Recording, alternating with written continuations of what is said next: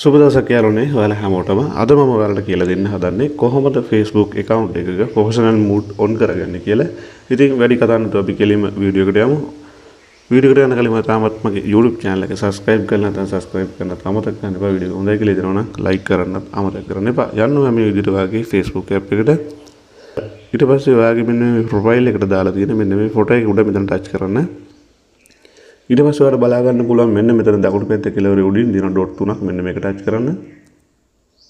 ඊට පස්සේ දැන් ඔයාලට වෙන්න මෙතනින් බලා ගන්න පුළුවන් turn on PRO mode කියලා තියෙනවා මෙන්න මේක ටච් කරන්න. ඊට පස්සේ මෙන්න මෙතනින් ඔයාලට බලා ගන්න පුළුවන් update your profile කියලා තියෙනවා මෙන්න මේක ටච් කරන්න.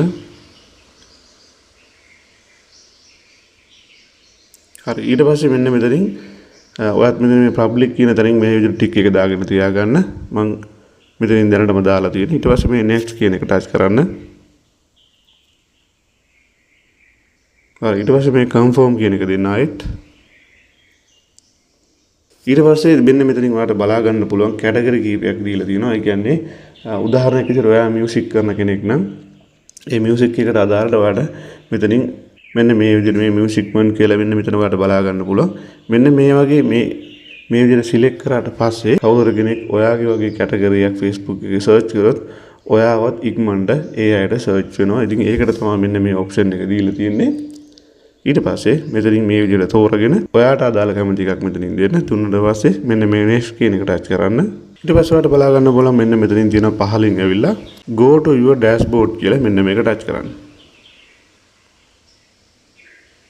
හරි ඊට පස්සේ ඔයාලට දැන් මෙතනින් බලා ගන්න පුළුවන් get started කියලා තියෙනවා මෙන්න මේක ටච් කරන්න.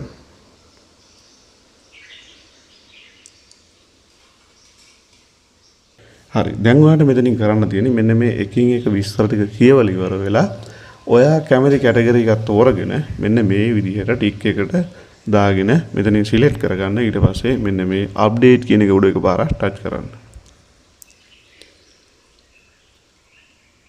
ඔන්න ඔය විදිහට තමයි professional mode on කරගන්නේ. මම හිතනවා ඔයාලට වීඩියෝ එක පැහැදිලි ඇති කියලා. මොනවා හරි ගැටලුවක් තියෙනවා නම් කමෙන්ට් කරන්න. වීඩියෝ එක හොඳයි කියලා හිතනවා නම් like කරන්නත් අමතක කරන්න එපා. අපි එහෙනම් තවත් මේ වගේ වැදගත් වීඩියෝ එකකින් හමු වෙනතුරු ඔයාලා හැමෝටම සුබ දවසක්.